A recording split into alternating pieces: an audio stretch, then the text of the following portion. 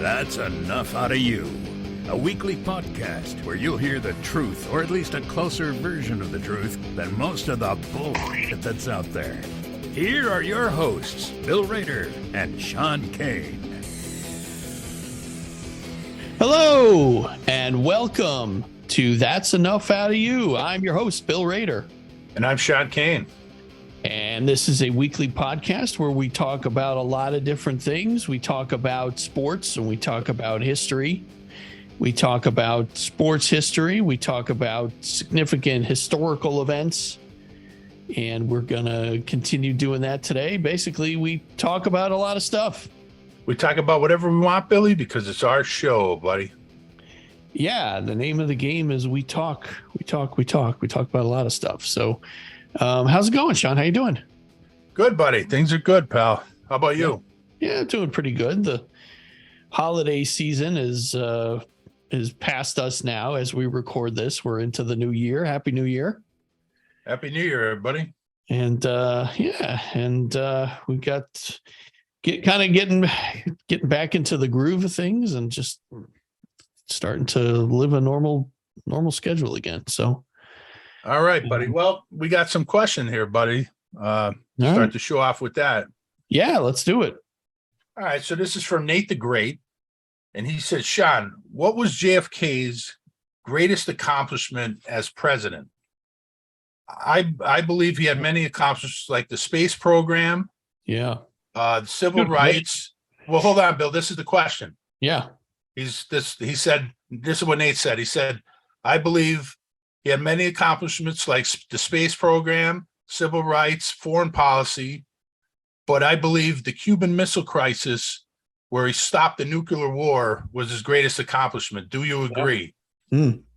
Well, I definitely agree, Nate the Great. That's a great question. And yeah, definitely. I mean, he had a lot of accomplishments. Everything you said is correct. But that Cuban Missile Crisis, people don't realize, Bill, how close that was. I mean, Kennedy's surrounded by hawks. Khrushchev is surrounded by hawks. Yeah. Everybody wants war except for Kennedy. And he, you got to give Khrushchev a little credit too, because he was, he was listening to Kennedy in the back channel that was going on. And he found a way to negotiate peace. And the thing is, Bill, the CIA was saying that, the Soviet Union had 8,000 troops in Cuba and they didn't have any long range nukes. And the fact is, the Soviet Union had 50,000 soldiers, troops in Cuba. Yeah. And they did have long range tactical nukes. Right. And the other thing is, Bill, they had a go order. So if something hit, if we hit Moscow, like bombs away Curtis LeMay wanted Kennedy to do, hit Moscow or invaded Cuba, they had an automatic go order, which means Guantanamo Bay was blown away. I mean, that would have been first. They would have blew that away. They probably would have blew Florida off the map, probably Georgia. I mean, it would have been a disaster. And during this whole thing, Bill, people forget about the forgotten crisis that happened right in the middle of this. China decides to invade India. And, think about how many ways that could have went sideways. And Kennedy, the diplomacy that he showed by keeping India's greatest enemy, Pakistan, at bay, because Pakistan sees a vulnerable enemy. They want to invade India, help China. Kennedy was able to keep them at bay. He backed down Mao Zedong. I mean, he actually, he threatened Mao. He actually tripled, Bill. He tripled the air power for India almost overnight. And he made it very clear to Mao that, we're not going to let you go any further into India. And he even threatened, he said, we'll send American ground troops there to stop it if we have to. And, Mao backed down. And the thing is, he was able to get Pakistan because Pakistan was always an ally of America. And they were really upset with Kennedy when he came in because Kennedy was negotiating with India. And Pakistan didn't like that. And CIA was running operations. They were training Tibet fighters in Colorado, and they were training them when they were fighting Tibet, fighting China. So Pakistan was letting us run operations there. And they said, and here you are siding with India, our greatest enemy. And through this whole thing, Kennedy, the diplomacy that he showed, Bill, it was really just unbelievable. And I think, this is my personal opinion, I think it was the greatest moment by any president in history. Yeah. When you think about it, because all the things that could have went sideways, Bill, and like I said, he stopped the nuclear war. Yeah. And the other great thing he did is when he set the blockade, he didn't call it a blockade. He called it a quarantine. And by calling it a quarantine, just that change of the word, the genius of Kennedy, it actually downplayed. It was less aggressive. It wasn't a progressive war move. You know what I mean? By saying it was a quarantine, yeah, downplayed it. And he allowed Khrushchev the idea to back down with some pride. And this is what happened, and he avoided nuclear war. And then China backed down. And, and Kennedy talked about in his second term, he wanted to normalize relations with China, because, Mao Zedong was upset about what happened. And, think about how would he do that if he was going to, extend the war in Southeast Asia? He wasn't going to, that's another reason why he wasn't going to Vietnam, because he really wanted a second term to focus on that. Yeah. So, it's a great question, Nate the Great. And I do agree. How about you, Bill? Do you agree with that? I agree. Yeah. I mean, there are so many great things he did. And, we talked a lot in our very first episode. We talked, so much about his accomplishments, but I agree. I think that was probably his greatest accomplishment, because who knows what would have happened, right? If it was anybody else. Well, like I said, Bill, they had a go order. So if Kennedy listened to his Hawks, and to think about, I don't think if Johnson was president, I don't think he would have kept the Hawks at bay. And I think if Nixon was president, I think he would have been all for it, and he would have gave that order, hit Moscow first. Yep. And then they had the go order. So they would have blew Florida right off the map. And if we did invade, it wasn't going to be as easy as they thought it was going to be, because the Soviets had 50,000 troops plus the Cuban army there. Right. Yep. So that's a great question there, Nate the Great, and keep them coming, buddy. Great question. Thank you, Nate the Great. And if you guys have any other questions, make sure you email us. You can email us at that'senoughoutofoushow@gmail.com, or just leave a comment on YouTube or Facebook, because we read all the comments. So, all right, Sean, you ready for our topic for today? Yeah, let's get back into it, buddy. All right. Well, we're going to continue our conversation about Watergate. So let's get into it. Let's go, pal. All right. So we talked about last time, we kind of got into the break-in itself. We talked about, what led up to the break-in. We talked about a little bit of the cover-up. And in this episode, we're going to talk a lot about the hearings and everything that kind of, everything that kind of came about because of the cover-up. So Nixon thought that he could cover up this break-in, and it just wasn't happening. The press was, specifically Woodward and Bernstein, these two reporters kind of broke it open, and there were just so many things that just kept coming back to this break-in and to this cover-up. And it was really, really becoming clear that Nixon was not going to be able to just make this go away. In February of 1973, the Senate voted to establish a committee to investigate Watergate, investigate the break-in. And a senator from North Carolina named Sam Ervin, who was a Democrat, he would chair this committee. And the hearings were actually televised. So from May to August of 1973, they had these hearings on television, and they started to obviously to question a lot of the folks that were involved with the break-in and with the cover-up. But even before that happened, Sean, even before the hearings began, this was in April of 73, there were some pretty significant resignations. Nixon got wind that some folks were, some of his people were talking to the committee, And one of them was his chief of staff, H.R. Haldeman, who who had been talking to the committee. John Ehrlichman, who was his top aide, he asked both of those guys to resign in April. Also, John Dean, who was the counsel to the president, he resigned.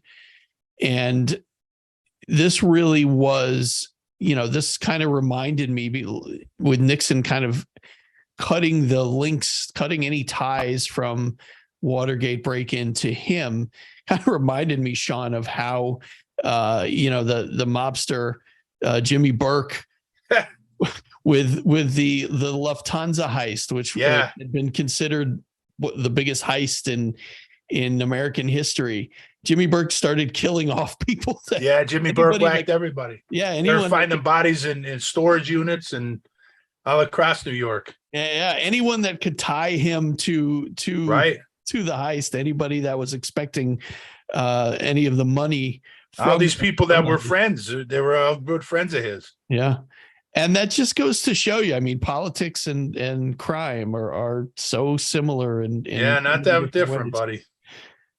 And so Nixon, of course, now he's without an attorney general.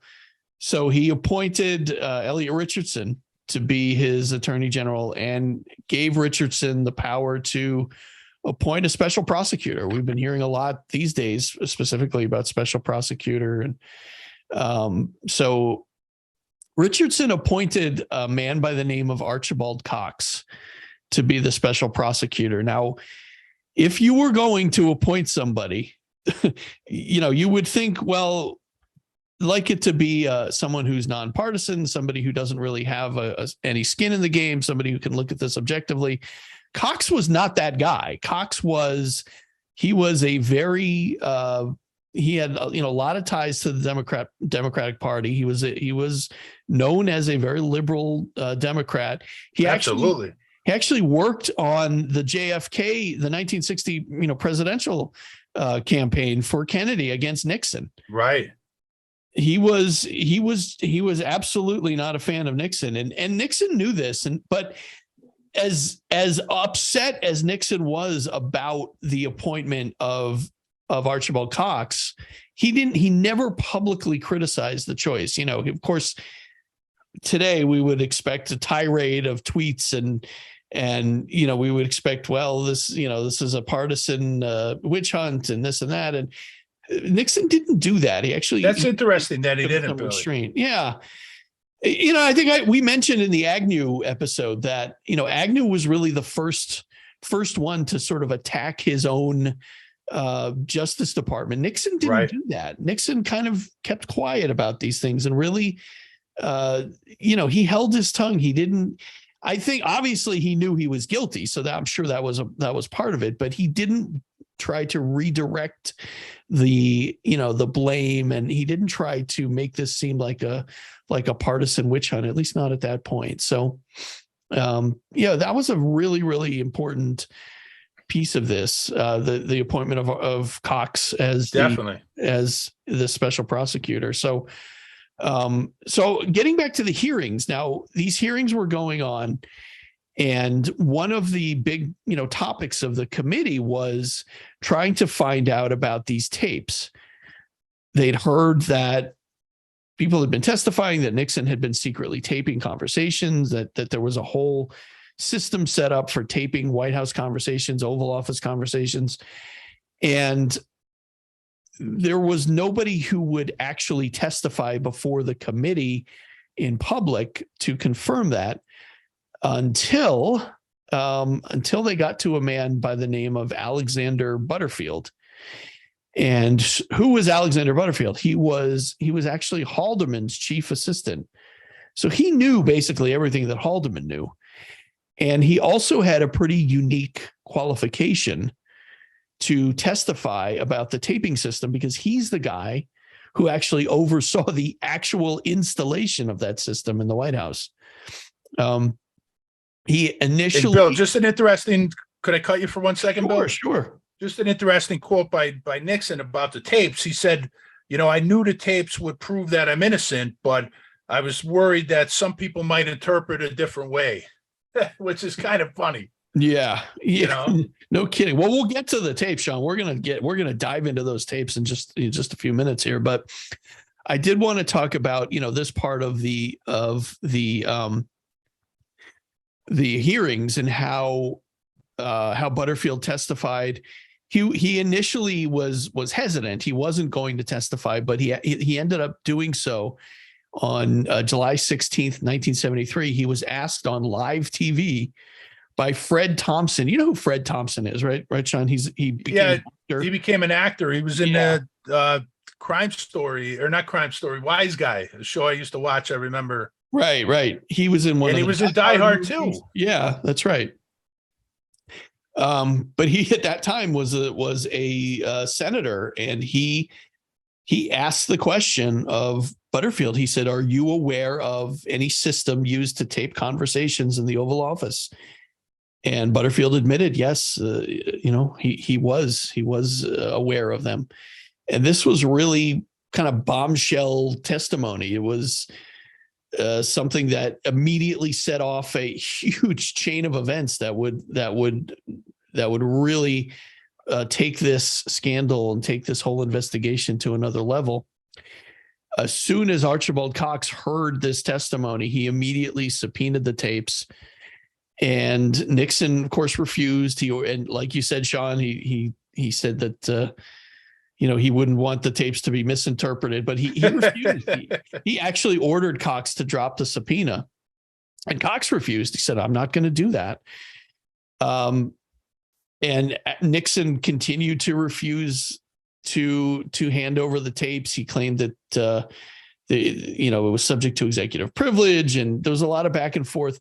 Nixon at some point proposed what he called a compromise, which meant that he would actually, it was called the Stennis Compromise. So what he agreed to, or what he said he would do, would be to hand over transcripts of these tapes. And they were transcripts that Nixon's team would write up. It wouldn't be like an impartial. Unbelievable.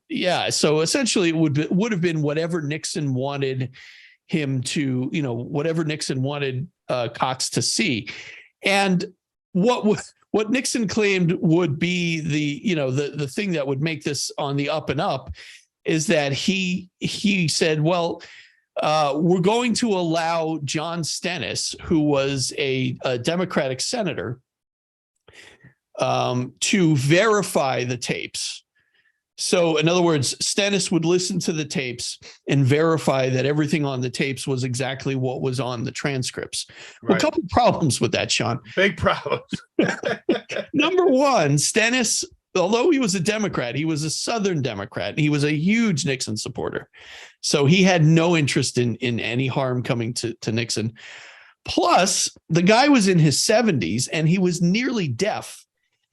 And if you've heard those tapes, they're very, very difficult to hear, very difficult to kind of, distinguish what's going on in those tapes anyway. So to ask this guy to sit there and verify line by line what's on the tapes. Unbelievable. It's kind of like I would almost compare this to like if the DEA came and busted a stash house, and the drug dealer said, well, I'm not going to let you in, but what I'll do is I'll give you a list of what's in the house. And, and my blind uncle is going to verify that list is correct. He'll go through room by room and check off everything on the list. That's kind of, that's pretty much. Just so ridiculous. So of course, Cox said no. He refused. He rejected the proposal, and Nixon was infuriated. Now, the funny thing was with this investigation, with all with Cox's team, the team of prosecutors, they never really felt like there was ever any danger of the investigation of this team being in jeopardy. They really never felt like, we're going to get fired, or we're going to, this is going to get shut down, until the week before it actually happened. And Cox, there's actually a pretty famous, I guess you would call it, press conference that Cox had, kind of out of character for him. He didn't really do a whole lot of talking to the media, but he actually held a press conference, and it was like an hour long, and just answered a lot of questions about what was going on with the tapes and the compromise, and this really sent Nixon over the edge. And Nixon at that point asked his attorney general, Elliot Richardson, to fire Cox. And Richardson refused. To his credit, he said, no, I won't do that. He resigned. And Nixon went to the deputy attorney general and asked him to fire Cox. And he did the same thing. He refused, and he resigned. And Nixon just kind of kept searching for somebody in the Justice Department that would fire. He just kept, getting these resignations until he finally got to Robert Bork, who was the Solicitor General. And Bork was going to resign, but he actually consulted with Richardson and the deputy attorney general, and they advised him not to resign. They said, you should carry out Nixon's wishes, just because we need to preserve some sort of a functioning justice system. If everybody resigns, there'll be nothing left. And Nixon essentially would just be left to his own devices.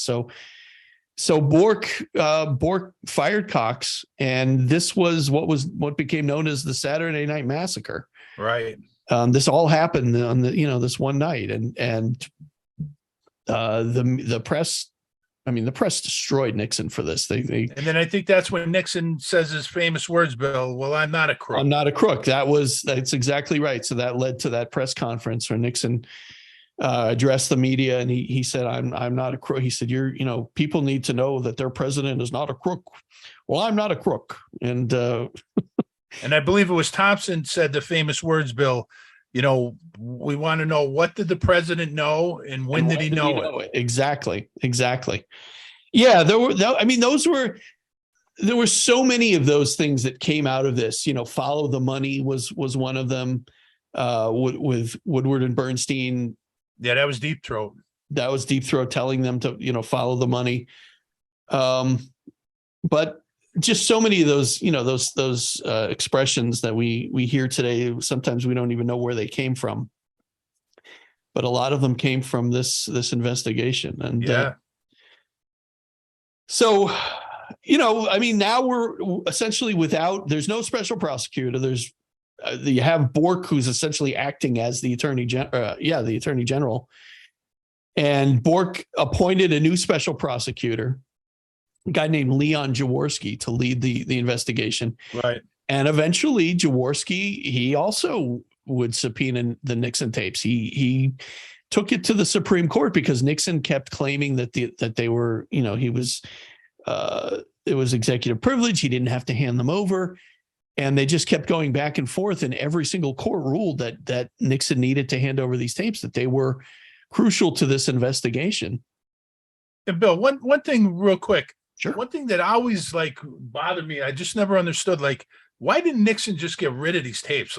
He has them, and he could have just got rid of all of them. That's instead the of that 18 minutes that's missing. Yeah, that's the big question, right? In fact, that's, Barbara Walters recently passed away. She asked him that question in an interview. She said, why didn't you just burn the tapes?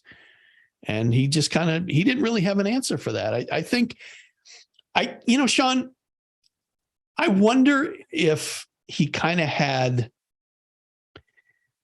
maybe he knew, that he almost maybe wanted to get caught. I don't know. Sometimes criminals are criminals want to get caught at some point. Or did he want to save those tapes, Bill, to use them for blackmail? Well, he had basically a lot of people on there. He could, sure. He tried to do with Richard Helms, right. Con him into, helping squash the investigation. Yeah. Well, we'll talk about that. We'll get into, I can't wait, a couple of minutes here. We're going to get into what's on those tapes, but, so, yeah, he did have to hand over the tapes, and this just went on and on and on and on and on, months and months and months of this back and forth. And then finally in August of 74, the next year, took till the next year, and in early August of 74, he finally released the tapes to the Justice Department. And I mean, this was just what they call a treasure trove of evidence against him. And there's the transcripts of these conversations between him and Haldeman. The key conversation is what they call the smoking gun. Right. It's a conversation between Nixon and Haldeman, and there's so much to this, Sean. I don't know. I mean, essentially what happened here is Nixon and Haldeman were formulating a plan for the CIA to lie to the FBI to tell them to back off of the investigation. Well, so the thing is, Bill, I think they knew that the FBI, especially going back to Hoover, always cowered to Dulles and the Helms and the CIA. They were always afraid of the CIA. Right. So Nixon and them knew that if they put the CIA on them, they would have squashed the investigation if the CIA told them to.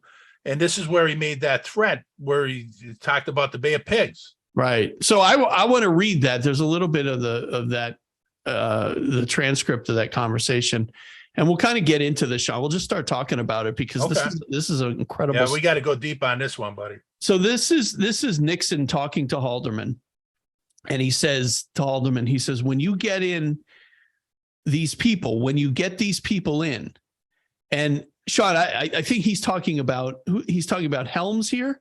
He's talking about Richard Helms, who's the CIA director. And remember, Bill, we talked about the White House plumbers. Right. All of those guys, E. Howard Hunt, Jimmy McCord, Frank Sturgis, all the Cuban exiles, Bernard Barker, and all those guys were CIA guys loyal to Richard Helms. The only guy loyal to Nixon in the plumbers unit is really crazy G. Gordon Liddy. Right. And he talks about Liddy in this transcript, but this is the part I want to talk about.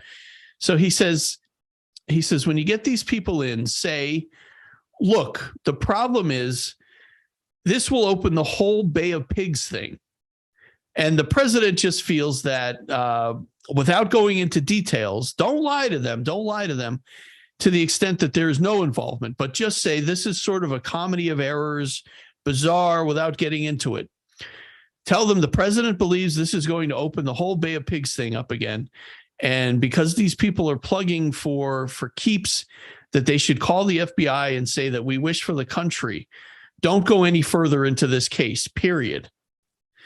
And Sean, this kind of confirms what you were talking about the last time. Right, the last episode where Haldeman said in his memoirs that when Nixon said the Bay of Pigs, that was the code word that him and Helms used for the Kennedy assassination. Right. And when he says that, he's threatening Richard Helms. He's saying to Richard Helms, basically, you squash this, you get the FBI to squash this investigation, or I'm going to make sure that the Kennedy assassination blows up in your face, because Nixon knows that Helms is very vulnerable on that question of who killed Kennedy. Yeah. And Nixon knows, I don't know, like Nixon doesn't have any proof, Bill. He's really just pissing in the wind, kind of, but he knows that Helms don't want to open that door. He knows that. Right.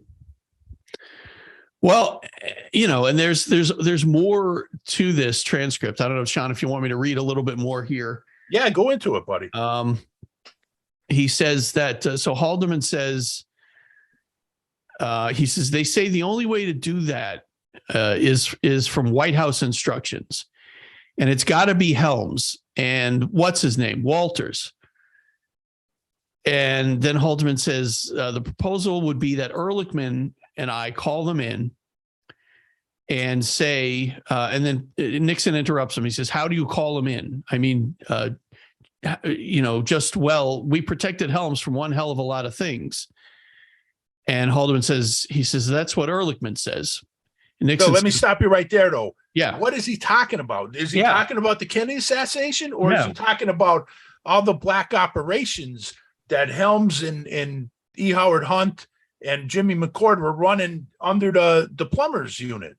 Right. Is he talking about that? I mean, it's fascinating. That transcript is just fascinating. It really is. And then Nixon goes on to say, of course, this is a hunt. That will uncover a lot of things. You open that scab, there's a hell of a lot of things that we just feel that it would be very detrimental to have this thing go any further. He says this involves these Cubans, Hunt, and a lot of hanky-panky that we have nothing to do with ourselves. Well, what the hell did Mitchell know about this thing to any much of a degree? And then Haldeman says, I don't think so. Now, Mitchell, who's he talking about? Who's Mitchell? I forget. John Mitchell's the attorney general at the beginning, Bill. He was also, he was on the committee, the CREEP committee to reelect the president. Right. But he was the attorney general, though, John Mitchell. And, it's just fascinating. Like, Mitchell, Haldeman, Ehrlichman, Colson, all these guys, when you hear interviews with them, they're always blaming the other guy. They always blame each other. Right. So it's like, who do you believe? You know what I mean? But it's just fascinating what they're talking about there. Like when he's talking about all the stuff going on with the Cubans and Hunt, and we didn't have nothing to do with that. I mean, you're opening a lot of, operations that were going on inside the plumbers unit, Bill. Right. Because remember, Liddy's the only guy in the plumbers that's really loyal to Nixon. All these other guys are loyal to Richard Helms. And again, I don't think Nixon even knew that at this point. So this conversation continues. So President, Nixon says, did Mitchell know about this thing? And Haldeman says, I don't think so. I don't think he knew the details, but I think he knew. And then Nixon says he didn't know how it was going to be handled, though, with Dahlberg and the Texans and so forth. Well, who was the asshole that did? And then he says, is it Liddy? Is it that fellow? He must be a little nuts. And Liddy's the only guy loyal to Nixon. Right. But, Mitchell did, he did go against a lot of plans that Liddy had, because Liddy had some really, outrageous plans that he wanted to go ahead with. And Mitchell shot him down. He told him to water them down. But Liddy's a fascinating character, Bill. Let's just talk about him for a minute, Bill. Yeah, sure. I mean, the one thing when I was researching Liddy is he was fascinated by Adolf Hitler and the Nazis, Bill. And one of the things that he always had conversations like this is a fascinating thing about Nixon's inner circle there. All these guys, Kissinger, Ehrlichman, Schlesinger, Schultz, Haldeman, Ziegler, what do they all got in common, Bill? They all got German names. Right, yeah. And Liddy used to talk to all these guys, and he'd be talking about Hitler. He'd be talking about, like, he was obsessed with I'm not saying Liddy was a Nazi. I'm just saying Liddy was obsessed with that stuff. Yeah. And, he was just a fanatic. And when you fire up a guy like that, it doesn't take a lot. When you give him, when Nixon sets this plumber unit up, and he really, he has guys like Hunt, he has guys like McCord, and guys like Liddy. I mean, you're asking yourself for trouble. I mean, Liddy was just a fanatic. And remember, Bill, this is when the whole thing, we just talked about Vietnam, all the anti-war movement was going on. Guys like Liddy feel that, his country, the country that he loves, is being attacked by these anti-war protesters. Yeah. And like the Weather Underground, and they're responsible for bombings. And then his president's getting attacked, and he feels, and I'm not defending Liddy. Liddy's a fanatic, but this is where he's coming from. He feels like his country that he loves is under attack, and he comes up with all these harebrained schemes. It's unbelievable. So go ahead, Bill.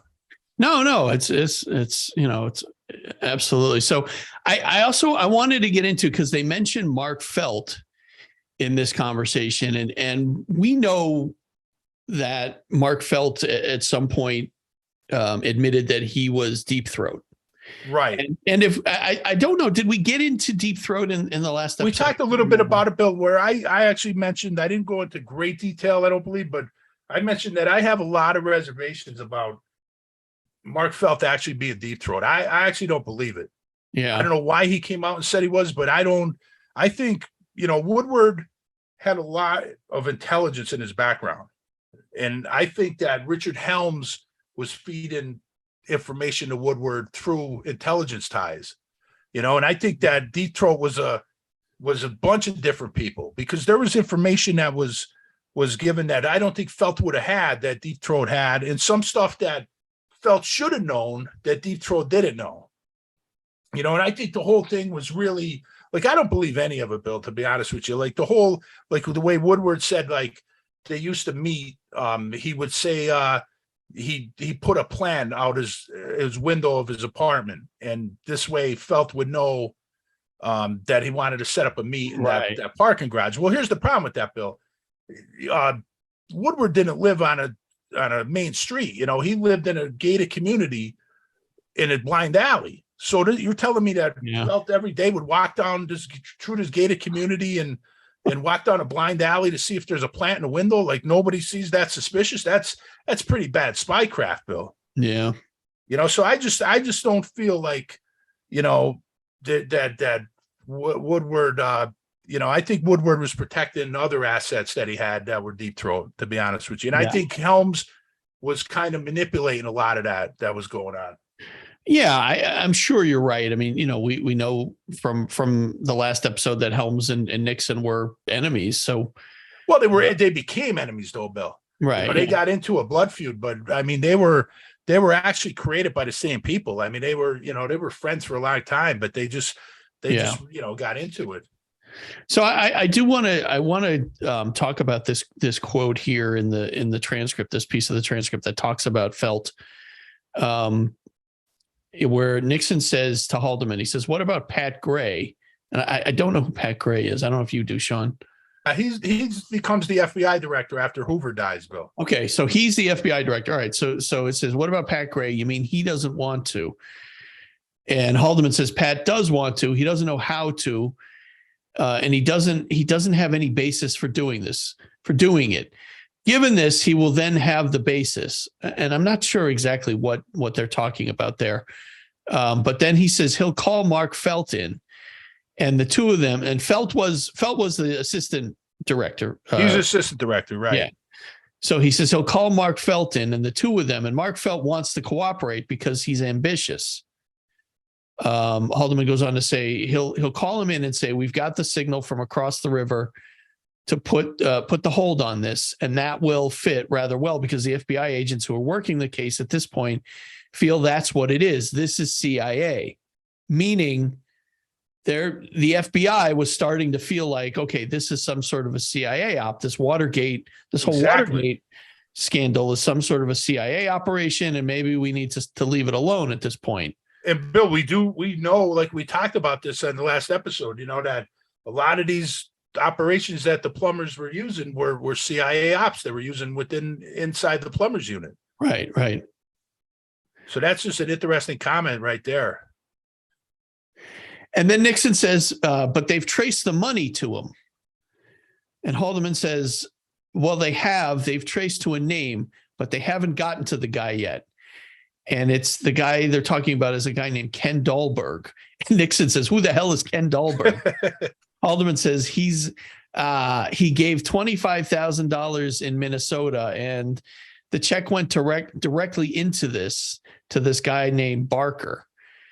And then Nixon says, and that's Bernard Barker, Bill. He was one of the plumbers. He was a Cuban exile. Right. And Nixon says maybe he's a bum.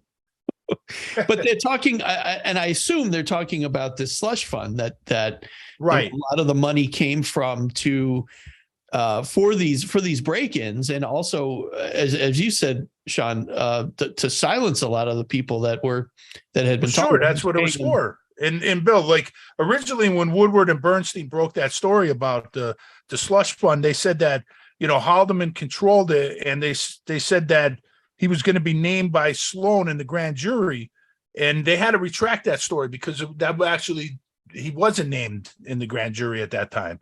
And the thing is, they actually downplayed it because they had the slush fund at like 300,000, and it was actually over 700,000, Bill. Yeah. Slush fund. And the slush fund, I mean, what that was, it was contributions. It was campaign contributions that came from people into this committee to reelect the president, they're using it for all these illegal operations. Right. Which is obviously burglaries and illegal wiretapping. And really paying people off. That was the crime, right? I mean, that was essentially that, you know, these break-ins obviously were criminal activity, but a big part of the crime was using these funds, these campaign contributions illegally. And they were wiretapping people. They're civilians. I mean, Daniel Ellsberg, psychiatrist, they broke into his apartment. They stole, or to his office. They stole files. They're wiretapping political enemies.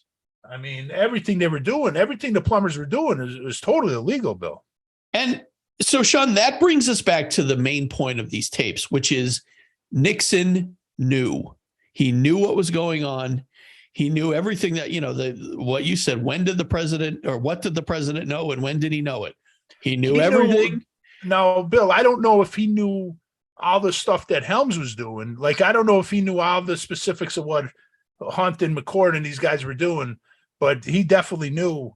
When he set the plumbers up, he specifically set that unit up for two reasons, Bill: to plug leaks, because he was tired of the stuff that was getting out about Vietnam. And the second was to destroy his enemies. And the Kennedys and other enemies, Muskie and all these other ones. Right. And that's what that was used for. And when he did that, and he puts in dangerous people like fanatics like Liddy, and skilled black operators like Hunt and McCord and Sturgis. I mean, what did he think was going to happen? I mean, this is just, and then you have the whole thing, Bill, the military spying on the White House. Plumbers are spying on the military. I mean, McCord and Hunt are reporting to Helms about stuff that's going on in the White House. I mean, the paranoia that Nixon created is just unbelievable. It's insane. And so this is really what led to his downfall. I think at this point, these tapes were public. Everybody knew what was on these tapes at this point. And it was just a matter of time. And that this is really, at this time, you have to go back. It was a different time politically. If this had happened today, and, essentially very similar things have happened recently, but if this had happened today, the Republicans would have just remained silent, or they would have redirected this as a political witch hunt. They would have attacked everybody else. They would have attacked the Democrats. What happened in this situation is a couple of Republican senators said, you know what, enough is enough. There's no coming back from this. And so these two senators, Barry Goldwater and Hugh Scott, went to Nixon and said, you got to go. It's a gots to go situation. You have to resign. And very shortly after that, Nixon did. He announced on television that, in the famous, I will resign the presidency effective noon tomorrow. And that's exactly what he did. Ford was sworn in that day, and I don't know how long it took for him to pardon Nixon, but Gerald Ford became president. He pardoned Richard Nixon, and Gerald Ford, Sean, who became vice president because Agnew resigned, right, became president now because Nixon resigned. I mean, you talk about what do they call that? The Peter principle, right? Getting promoted to the point of incompetence. It's unbelievable. And the thing is, Bill, Ford ends up, president. Nelson Rockefeller, David's brother, ends up vice president. Yeah. And he actually became pretty close to being president because one of Charles Manson's girls took a shot at Ford. That's right. And he could have been president. But then they also bring in George Bush, a CIA director, and they bring in a couple young bucks that you might have heard of, Bill, Dick Cheney and Donald Rumsfeld. Yeah. And they come into the White House. And it was almost like a takeover, Bill. And Kissinger, of course, was in there too. And it was, and Bush, I said before that Bush had ties to the CIA way before he was director. But right. I just want to talk, Bill, a second about when you were talking about all those, the Republicans, how they went after Nixon and that wouldn't happen. The thing is, they didn't go after Richard Helms, though. Right. Helms was left out of a lot of this. And they heard those tapes. I mean, they heard Helms mentioned in the CIA and Nixon, I think what happened with Nixon and Helms, I think it was more, there was a lot more to it. Like Nixon's foreign policy, Bill, he tried to go kind of detente with the Soviet Union and China, if you remember. And, he actually visited China in 1972. Mm-hmm. He was trying to change relations there. And then he signed an anti-ballistic missile treaty with the Soviets. And I think, Helms is like thinking, here we go again, JFK all over again. Nixon's trying to, do stuff that Kennedy was doing. And I think that angered Helms.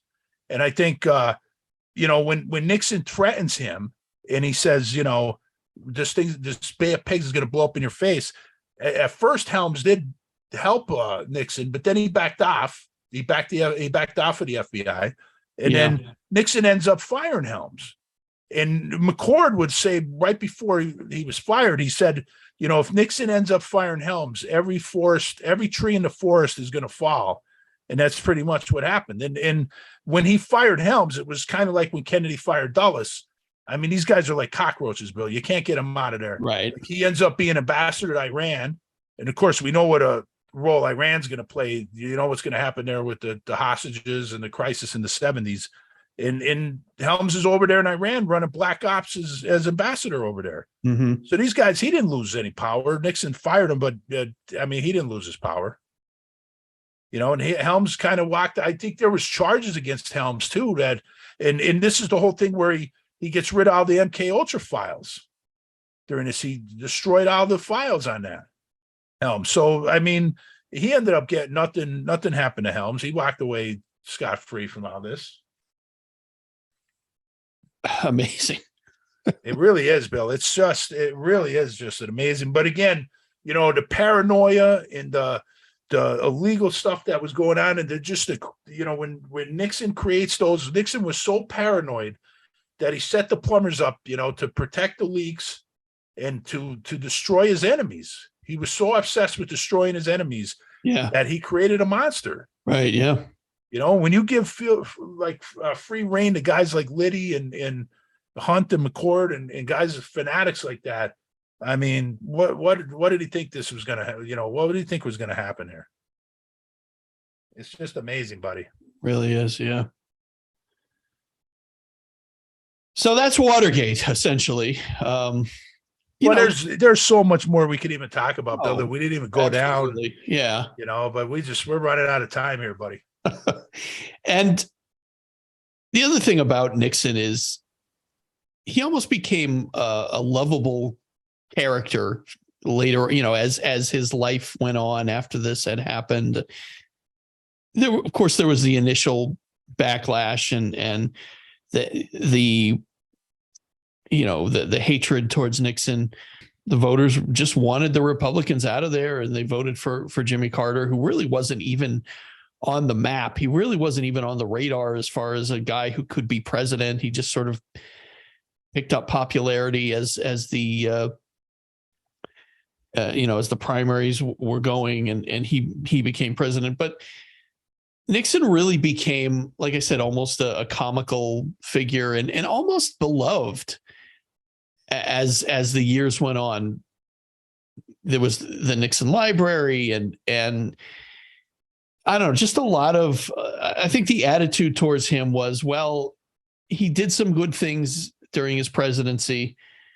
He really screwed up with Watergate. Well, remember, Bill, he was a moderate. He was not, hardcore right-wing conservative. Yeah. He was definitely more moderate.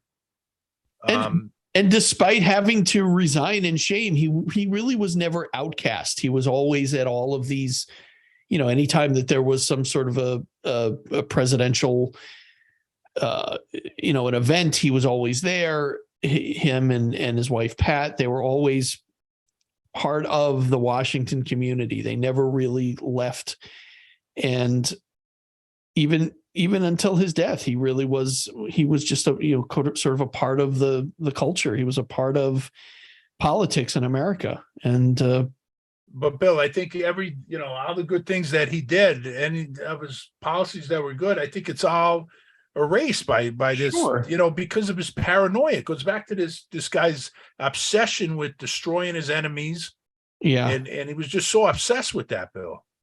Can we get into a little bit about, before we wrap this up, I do want to get into a little bit about Vietnam with Nixon, because we had our Vietnam episodes to start the new year.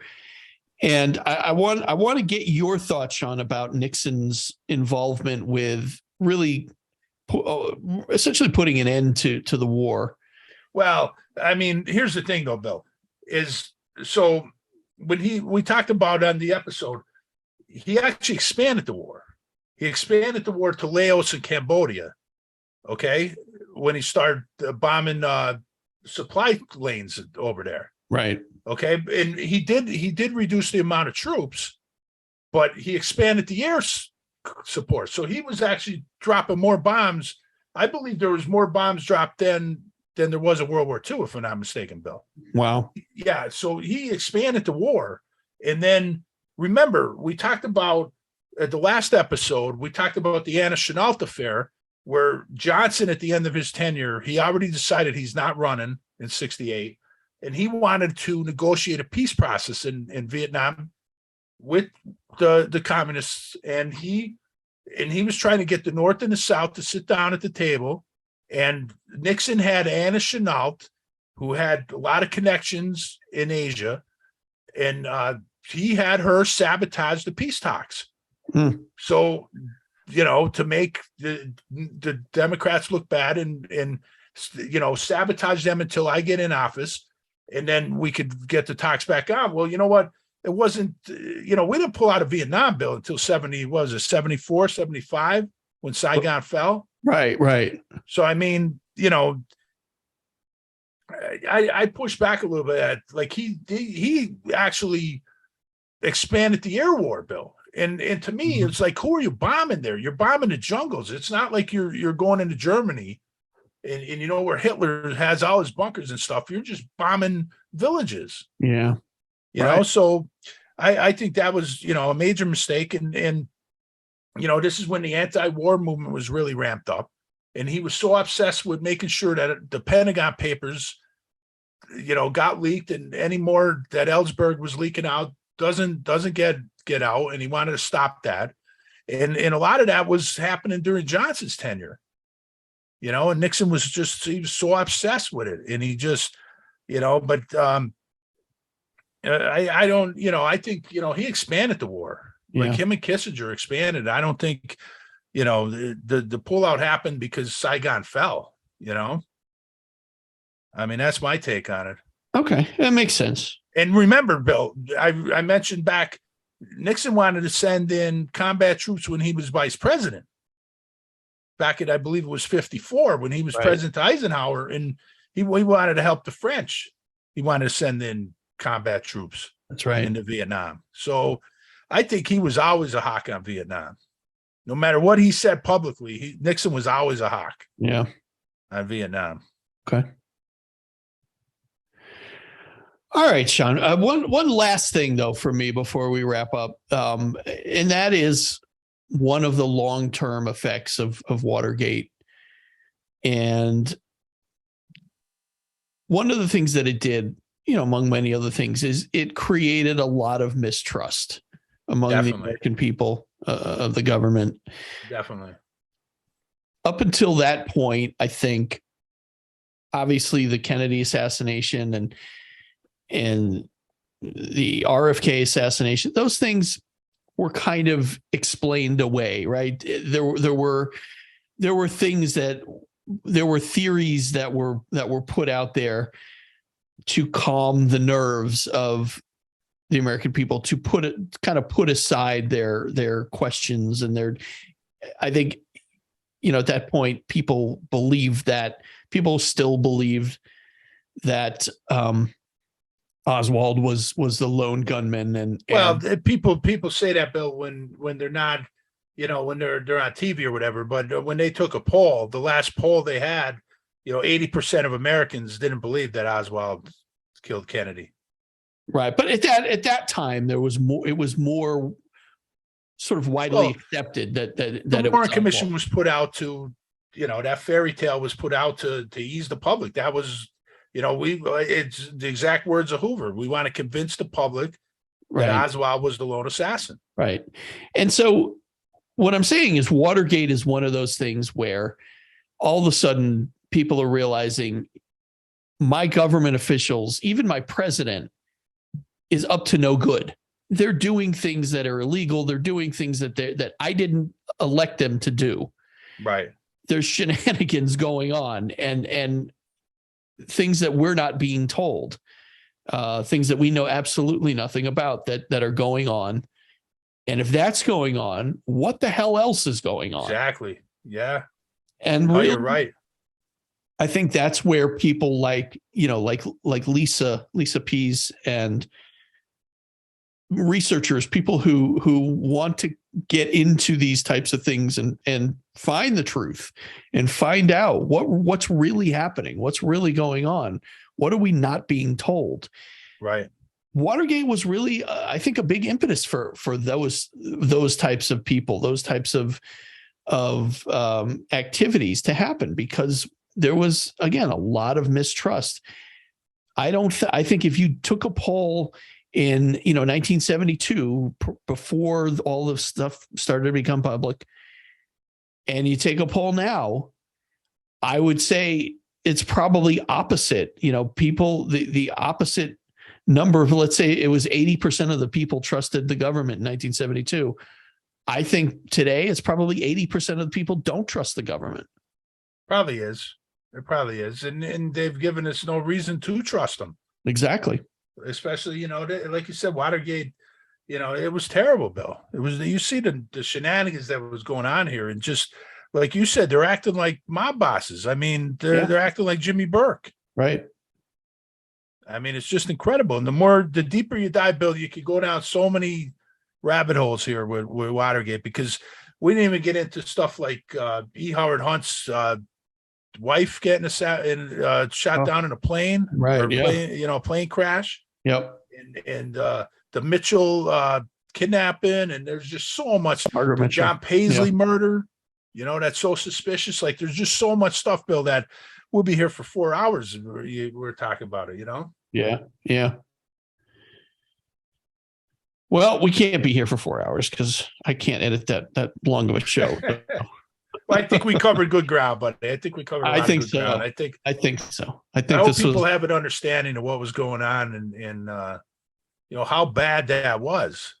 And the important thing is, how the CIA once again was totally left out of the story. And Richard Helms and the stuff that was going on there, and the black operations that were being run, that should have been a huge part of the story. But once again, gets covered up and slid under the rug. Not to, I'm not sticking up for Nixon, certainly not. But I mean, Helms should have been a huge part of the story, and he was kind of left out of history again. Yeah, just like his mentor Alan Dulles is always left out of history. Yeah. The man behind the curtain. Well, thank God for us, Bill, because they're like our all-purpose bad guys, buddy. We bring them up in every episode, pal. That's At right. At least I do. All right, Sean. Well, I think that's going to do it for this episode. So appreciate you coming with a lot of good information. And yeah, you too, Billy. You did a lot of research on this one too, buddy. I had a lot of fun, and I'll tell you, I know I'm people are probably sick of me doing this, but there's a really good podcast if you're interested in some of the stuff that we didn't get a chance to talk about. Like Sean said, the Margaret Mitchell kidnapping, some of the stuff that was going on prior to the investigation really ramping up. There were hearings that were started before the Senate hearings of 73. There's just a lot of things that happen that really don't get reported. There's a really good podcast called Slow Burn. And every season of this podcast, they get into a sort of a major event in American history or a person. And the first season of Slow Burn really gets into a lot of this. So I would recommend that podcast if you are interested. It's called Slow Burn. And it is just a ton of good information. I got a lot of good information from that podcast. So just recommending that, just putting that out there if you're interested. And let me know. Let us know what you think about it. Let us know what you think about what we're doing here. So anyway, that'll do it for us, Sean. We went a little bit overboard on this one, buddy. I think, but we did, but I think It's it worth was it. I think it warranted the yep. I think definitely. so. All right, Sean, good job. We'll talk Same to you next time, buddy. That's All right. enough out of you. Good night, everybody.